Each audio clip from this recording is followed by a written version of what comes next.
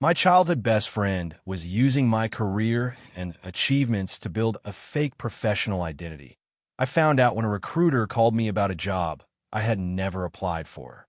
There are calls that unsettle you before you understand why they unsettle you, where something in the tone or the context or the information the other person assumes you have produces a discomfort you cannot name immediately, but that is there. The call arrived on a Wednesday morning. It was a recruiter from a technology company named Marcos. He told me he had reviewed my profile with great interest, that my UX design trajectory was exactly what his client was looking for, that my 3 years at an international agency and the project I had led for a Latin American e-commerce platform were particularly relevant. I told him thank you, but that I had not submitted my profile to any company recently. Marcos told me he had found me on LinkedIn. I told him that my LinkedIn did not show any international agency or any Latin American e-commerce project, that my LinkedIn profile had my current job and my previous job, and neither of them was what he was describing. Marcos went silent for a moment. Then he told me the profile he had seen had my name, my photo, and my email address. My name is Valentina. I am 32 years old.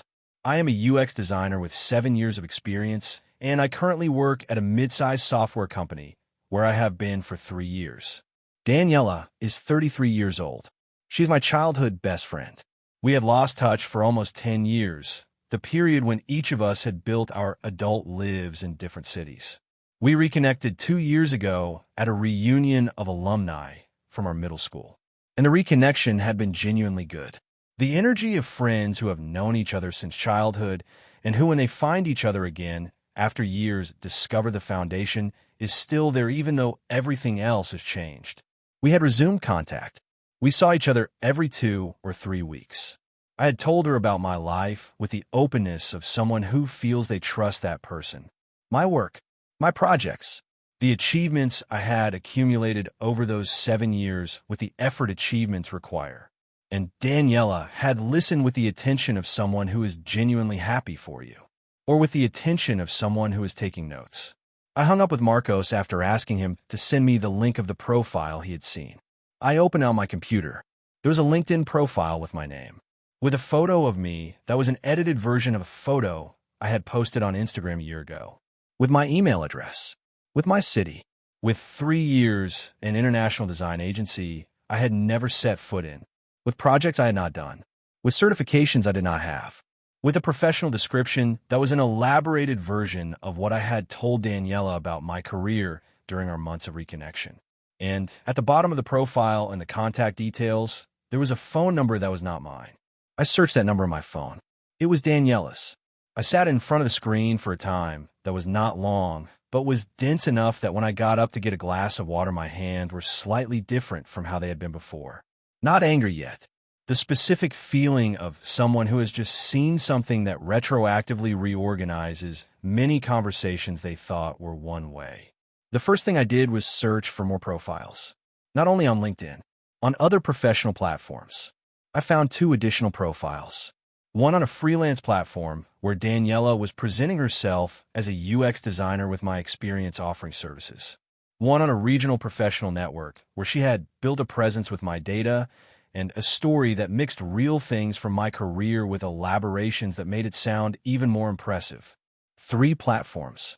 A professional identity built with my name, my photo, and my trajectory, that Daniela was using to present herself to recruiters, potential clients, and companies.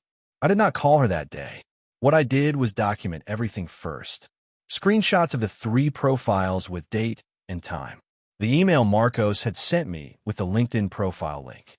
A document where I noted the approximate dates when Daniela and I had conversations where I had told her the details that now appeared in those profiles.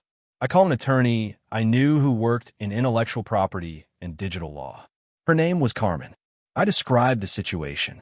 She told me what I was describing was identity fraud with the purpose of potentially obtaining economic benefits. That the platforms where the profiles existed had reporting mechanisms that produced relatively quick action when the evidence was clear. That before confronting Daniela, it was worth making the formal reports so the profiles would be taken down while the process resolved. That way, any additional harm would stop regardless of what Daniela said or did when she found out. I made the reports that afternoon, with complete documentation, with Marcos's email as evidence that the profile had been actively used to contact recruiters. LinkedIn responded in 4 hours. The profile was taken down that same night. The other two platforms took 2 and 3 days, respectively. The conversation with Daniela I had on Saturday, not by phone, in person, at a cafe near her house. I arrived before her. When she arrived and saw my face, she understood before sitting down that the conversation coming was not ordinary. She asked whether I was okay. I told her I needed to show her something. I opened my computer. I put the screenshots in front of her. Daniela looked at them for a time. She said nothing, and that was also information. Because the reaction of someone who does not know what you're showing them is different from the silence of someone processing that what they thought nobody was going to discover has just been discovered.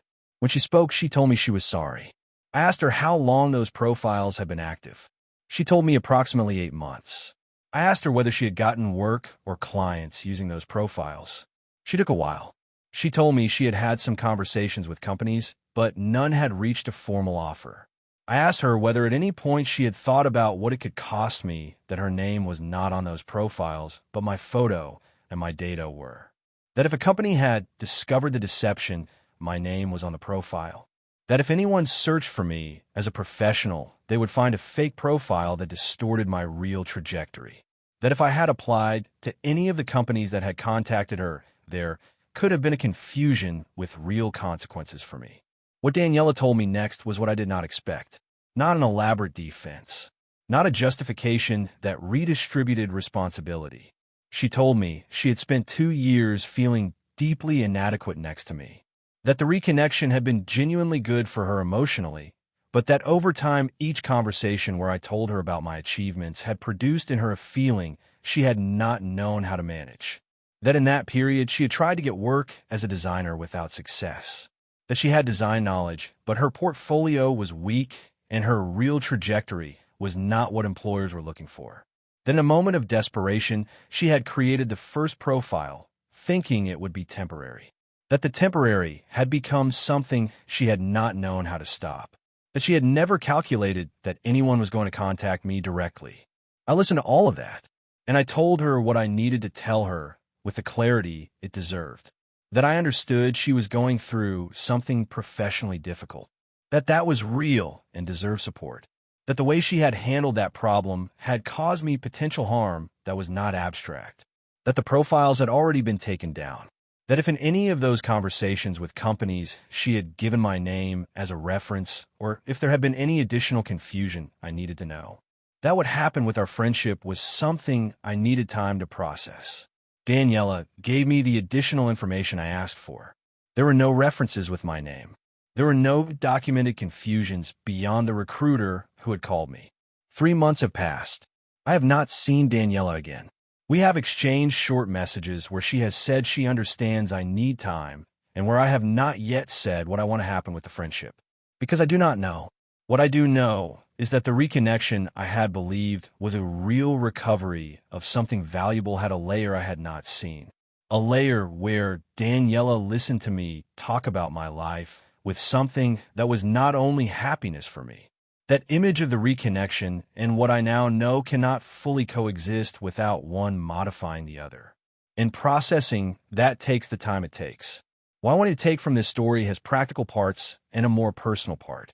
The practical first. Search your name on professional platforms periodically. Not as paranoia, as basic management of your digital identity. A search of your name on LinkedIn, freelance platforms, and general search engines once every 2 or 3 months takes 10 minutes and can detect unauthorized use of your information before it produces consequences. If you find a profile using your name, your photo, or your information without your consent, the platforms have reporting mechanisms that work when the evidence is clear. Document before reporting. Report before confronting. The more personal part. The people who love us do not always love us from a place without conflict. Sometimes they love us and at the same time envy us. Sometimes they admire us, and that admiration produces in them something they do not know how to handle well. Understanding that does not justify the harm. but it changes the conversation about who the person who caused it is. And that conversation, though difficult, is more honest than the version where someone is simply bad without any additional layer. If this story impacted you, comment. Do you search your name on professional platforms regularly, or have you never thought about doing it? Like if you believe envy within friendships is a topic that is talked about very little and that produces harms that are also not named enough. Subscribe for more real stories. Share with someone who works in a field where their professional digital identity matters and who might benefit from knowing this can happen. Practical tip: set up a Google alert with your full name in quotation marks. You will receive a notification every time your name appears in a new search result. It is free, takes 2 minutes to set up, and is the simplest way to monitor the use of your name on the internet without having to actively search.